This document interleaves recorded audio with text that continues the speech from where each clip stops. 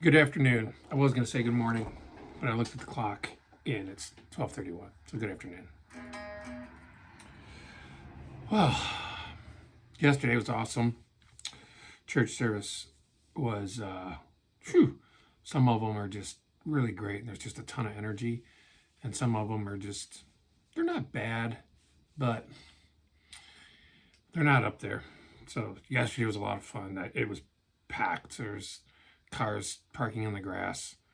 Um, a lot of people, like attendance records and stuff, because they're starting this new series, and it's bold,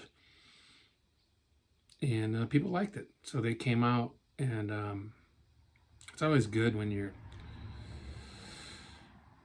playing a church service, and like everyone's into it. It's a lot of fun. Yesterday was a lot of fun. Plus, my son also plays guitar. He stuck his face in a video before. I'll link to that silly thing. And I got to play with him. I do semi regularly, but yesterday just seemed to be a lot of fun with him. You just, as you're playing the tunes and doing your thing, you just kind of look over and there he is, and you're like, wow. I can remember when I bought him a guitar and he smashed it on the tree like a rock star. Now look at him. Pretty cool. Pretty cool. So, I'm not playing at church for a couple of weeks, so I really don't have a lot on my slate to do. So, I was learning some new tunes that I talked about, like that bank of songs, learning some Zeppelin tunes. Babe, I'm Gonna Leave You. I think that's the name of it, which is cool. But it's not overly complicated, but the picking pattern takes some use to getting, it takes some getting used to. So what I typically do with songs like that, and you'll see a lot of YouTube guitar teachers talk about this, I slow it way down to make sure I get it right. So the chords, I thought I'd explain the theory behind it a little bit. The chords are A minor, then it does this, it's like a C over G, and then it goes down here. I'm not exactly, I have to analyze that more. I'm not exactly sure what chord this would be. But this, you hit this F sharp, and then this D. So that's a D over F sharp, right? Or, same thing. But then it goes to a dominant 7. And then to an F. And then just to an E. So the pattern, really slow, is then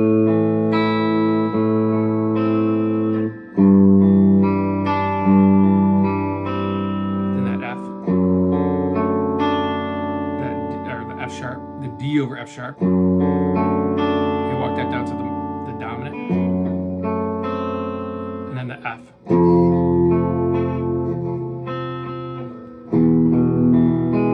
And I went over several finger variations playing that. But the chords are really pretty. I won't try to play it fast because it's a nightmare, but I'll get it. But I like the.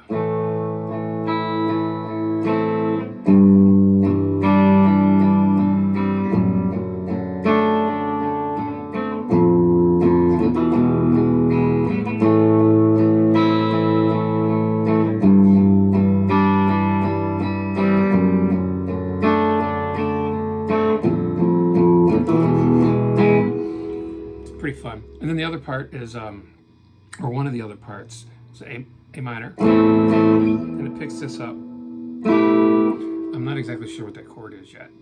It's the same as an E minor, so it's kind of an E minor, but where it's rooted is different. So because it would be, if that was an E minor, it'd be like a sus, E minor sus, and maybe that's what it is. And then this, which is part of a D minor, but that E also makes that a sus. So it's,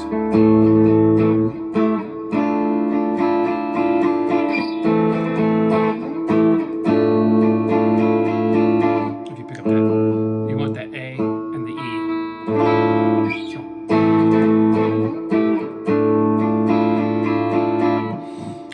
so I'm learning that whole thing. There's a lot there. So I spend my time doing that. That's fun. I haven't done anything like that in a while, and it's wildly different than any church thing. But it's fun, but it's simple. So the key is either C. It could be C because it has a C, has an F, has an A minor, and it also has an E. It has this E, and it has this other like. That could be something else, but it definitely has an E. So it could be C, or it could just be A minor. So A minor, C, either or. But we'll call it the key of C. And the other thing I thought about was this morning when I picked up my guitar for the first time. I wanted to warm up. I didn't have any like tunes to play, so Corey Wong has this warm-up routine where he plays arpeggios in I think 2 octaves around the circle of fifths. So C, and then he would go to G. Actually, that'd be. So I pick a key and I do something similar, except I just go diatonically through the key, and it's a good way to practice the arpeggios plus the scales going up and down, which helps with like playing over changes. So if I were going to play in D, I would do the arpeggio 2 octaves. Then I could go down that scale.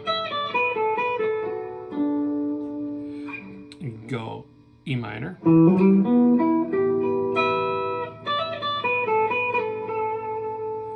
Then you go F sharp minor.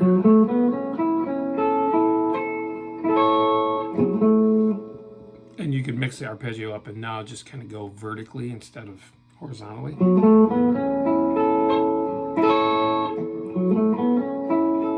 fingers aren't working this morning. And then it goes back to the major, right? So that would be G major. So you could do a couple of things. You could do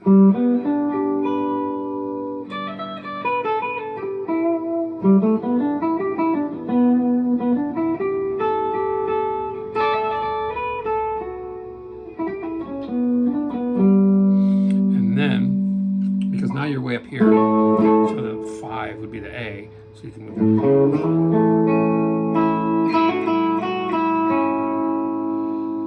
And then the 6 is the minor, so that's B. So you could this time you could do like pentatonic stuff.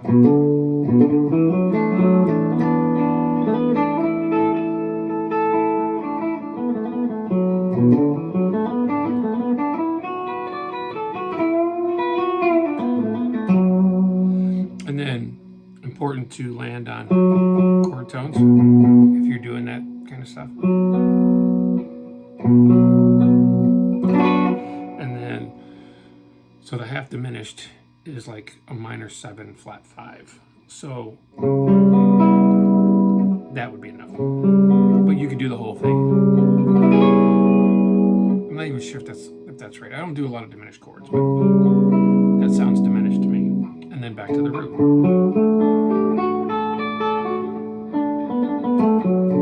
If you hit wrong notes, it's fine. But that's a good way to warm up, and then you can just kind of hang. So if you were going to decide to do a progression out of that, if you're going to practice D, G, A,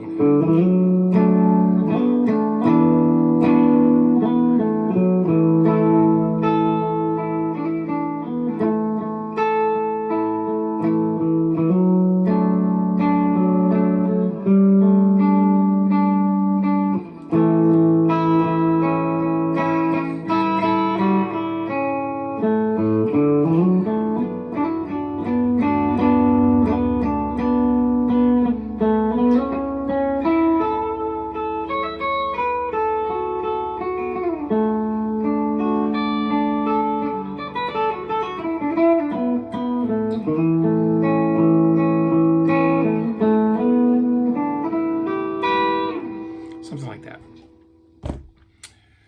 So that's what I'm doing this week, just noodling around.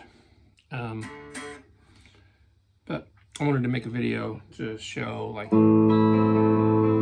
how you work on things that are a little more difficult than maybe you anticipated, and a good way to warm up with getting your hands, getting the guitar into your hands and practicing that way. That's all I got. So enjoy the rest of your day. See ya.